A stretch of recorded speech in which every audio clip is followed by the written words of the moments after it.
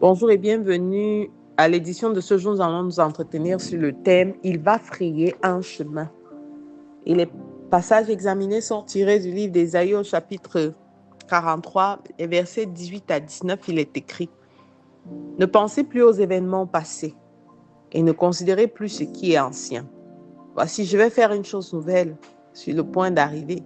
Ne la connaîtrez-vous pas? Je mettrai un chemin dans le désert et des fleuves dans la solitude. » Amen. La plupart du temps, on a le sentiment d'être enfermé dans le vécu antérieur. On a le sentiment de revenir sur les échecs passés. On a l'impression de les revivre d'une certaine manière ou d'une autre. On se retrouve dans des situations sans issue et on se dit, qu'est-ce qui se passe? J'ai tout fait pour remédier à cette situation. J'ai tout fait pour retrouver une issue. Mais jusque-là, j'ai le sentiment que rien ne va. Les obstacles semblent infranchissables. Les portes se ferment et les circonstances semblent nous décourager. Mais pourtant, le Seigneur reste fidèle dans toutes ses voies. Ne pensez plus aux événements passés. Ne pensez plus aux tribulations passées. Ne pensez plus aux échecs passés. Ne pensez plus à la manière dont les choses se sont déroulées dans le passé. Ne pensez plus à ce qui vous a traumatisé. Il arrive que nous tombions devant certaines situations qui ressemblent à du déjà vu ou du déjà vécu. Mais avec notre foi et en tant que croyants, nous devons nous dire que ce sont juste un enchevêtrement d'éléments, un enchaînement d'éléments qui concourent à notre bien-être et non à notre destruction. Le Seigneur saura frayer un chemin au milieu de nulle part. Il montrera des fois des personnes là où on s'y attend le moins, capables d'ouvrir des portes, capables de nous tenir la main. Alors chaque obstacle ne devrait pas être considéré comme des points de non-retour, non. Nous devrions nous servir des postures d'obstacles comme des leviers pour pouvoir arriver à un autre niveau d'élévation. Parce qu'à chaque obstacle, si nous regardons avec du recul, chaque fois que nous sommes retrouvés devant des situations angoissantes, devant des situations difficiles, le Seigneur a mis devant nous quelqu'un qui nous a tendu la main. Le Seigneur a créé une situation qui nous a permis de sortir. Alors, si ça s'est passé par le passé, pourquoi pas maintenant? Nous avons appris à le célébrer et nous avons appris en début de semaine comment lui rendre grâce dans toutes choses. Alors, pour le peuple d'Israël, à titre d'illustration, qui s'était retrouvé devant la mer, ce qui était devenu comme un obstacle est devenu ce qui semblait être un obstacle est devenu un passage vers la liberté. Ils étaient poursuivis de partout et les troupes des Égyptiens s'étaient aussi introduites dans la mer pour les rattraper. Mais le Seigneur a fait quelque chose. Il a refermé la mer sur leurs ennemis et leur a permis d'avoir la liberté de l'autre côté. Alors, l'adversité ne représente toujours pas le point de non-retour, le point de chute.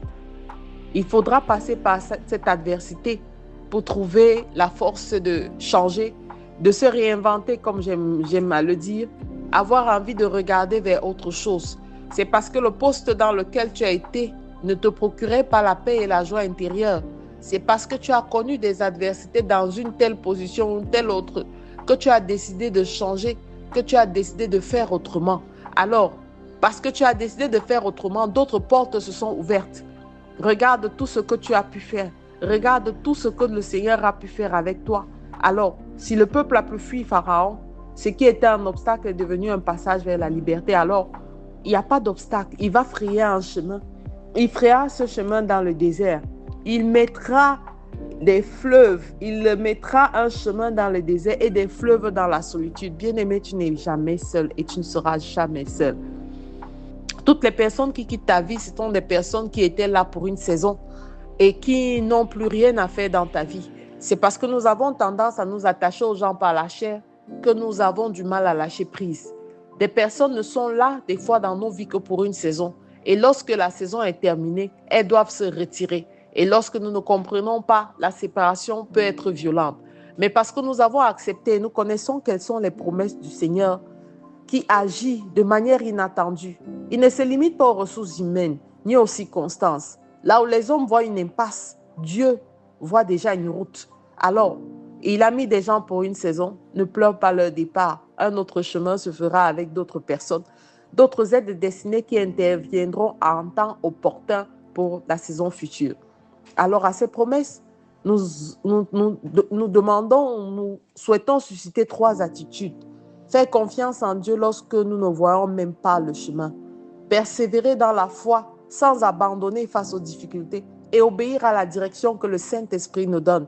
Certaines instructions semblent absurdes, mais lorsque nous restons fidèles et nous les suivons, nous nous rendons compte que les voies s'ouvrent et que nous voyons conduire avec fidélité et avec fermeté vers une voie glorieuse. Aucun désert n'est trop rude, aucune montagne n'est trop élevée, aucune difficulté n'est insurmontable, bien-aimé. Aucune mer n'est profonde, de manière à empêcher Dieu d'accomplir son dessein. Fais-lui confiance, il est déjà à l'œuvre et au moment opportun, il va frayer un chemin, il est déjà en train de le faire. Alors je te recommande de faire cette prière encore. Seigneur, merci, parce que devant chaque difficulté, j'ai appris à te faire confiance. Marche avec moi, Seigneur, comme tu as marché avec tous tes oins, comme tu as marché avec chacun de tes enfants, afin que je ne me laisse décourager, afin que je ne m'éloigne du chemin que tu as frayé pour moi, afin que je reste attaché à toi, en tout temps, en toutes circonstances. Apprends-moi à te faire confiance, dans les moments difficiles comme dans les moments de joie. Je veux te servir tous les jours de ma vie. Au nom de Jésus-Christ, nous avons prié. Amen, amen, amen.